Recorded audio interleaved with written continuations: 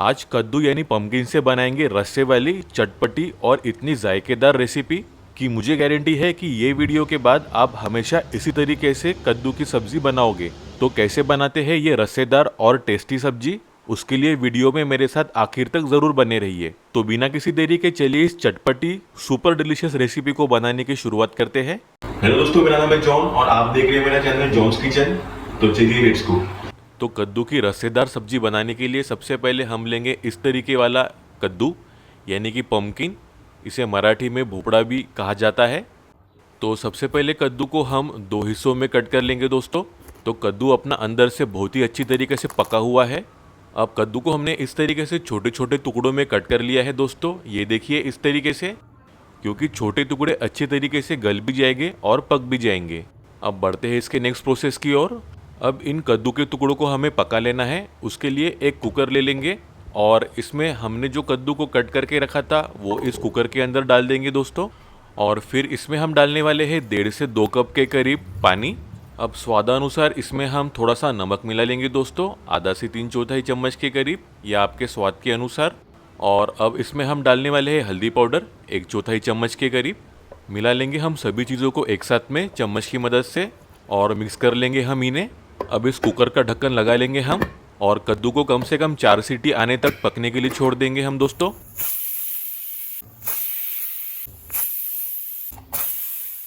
अब कुकर को पूरी तरीके से ठंडा होने तक वेट कर लेंगे हम और इसके बाद इसका ढक्कन खोल लेंगे हम दोस्तों। अब एक बार हम कद्दू यानी पम्पकिन को चेक कर लेंगे। तो देख सकते हो आप, कद्दू अपना अच्छी तरीके से मैश हो रहा है, इसका मतलब कद्दू अपना परफेक्टली पक चुका है। अब बढ़ेंगे नेक्स्ट प्रोसेस की ओर। अब एक कोई भी हेवी बॉटम वाली कढ़ाई ले लेंगे और उसमें हम डालने वाले हैं 2 से 3 टेबलस्पून कुकिंग ऑयल। ऑयल एक बार गर्म हो जाए फिर इसमें हम डालने वाले हैं राई यानी कि मस्टर्ड सीड्स 1 चम्मच। राई एक बार तड़क जाए उसके बाद हम डालेंगे साबुत जीरा 3/4 से 1 चम्मच। और फिर इसके बाद इसमें जाएगा सौंफ, तो ये हम डालेंगे 3/4 चम्मच, इससे बहुत ही बढ़िया फ्लेवर और खुशबू आएगा दोस्तों।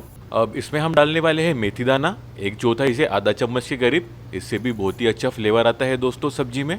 और फिर इसमें हम डालने वाले हैं कड़ी पत्ता, तो कड़ी पत्ता हम डालेंगे 10 से 12 पत्तों के करीब, सब्जी में बहुत ही अच्छा टेस्ट आएगा इससे। अब इसके बाद हम डालेंगे प्याज, तो यहाँ पे मैंने एक बड़े प्याज को इस तरीके से रफली स्लाइस करके डाल रहा हूँ दोस्तों।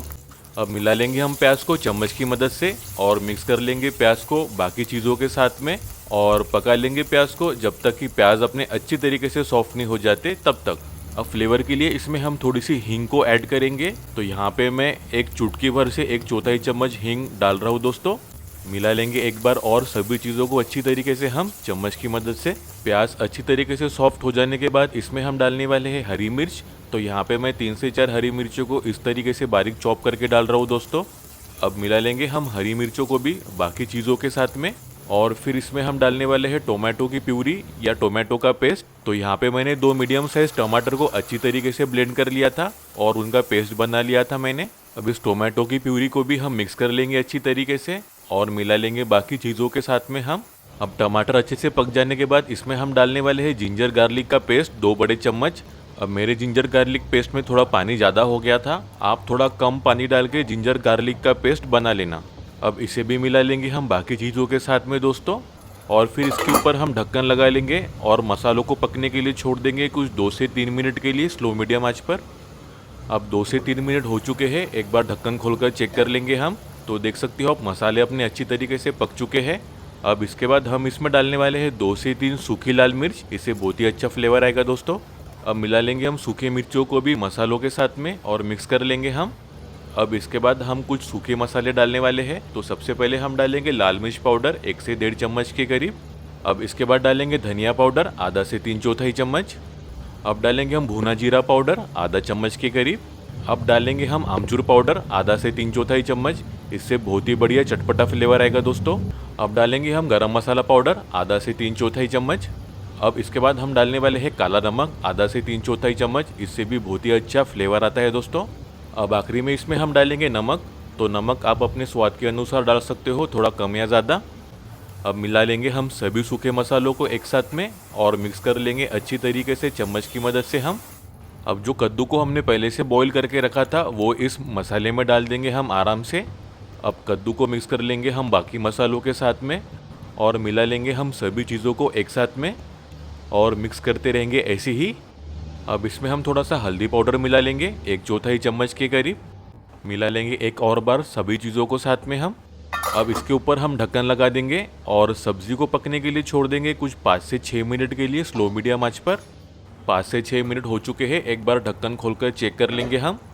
तो देख सकते हो आप कद्दू वाली सब्जी अपनी बढ़िया तरीके से पक चुकी है और इसमें से खुशबू भी बहुत ही ज़बरदस्त आ रही है दोस्तों। अब थोड़े फ्लेवर के लिए इसमें हम कसूरी मेथी को ऐड करेंगे, इससे बहुत ही अच्छा टेस्ट आएगा। मिक्स कर लेंगे एक बार चम्मच की मदद से हम और आखिरी में ताज़ा कटा मिस्टर हरा धनिया के साथ इसकी गार्निशिंग कर लेंगे हम दोस्तों। और कुछ ही समय में आपकी रस्से वाली कद्दू की चटपटी सब्जी बनके तैयार हो चुकी है। इस तरीके से आप सब्जी बनाओगे तो सभी घर वालों को बहुत ही ज़्यादा पसंद आने वाली है।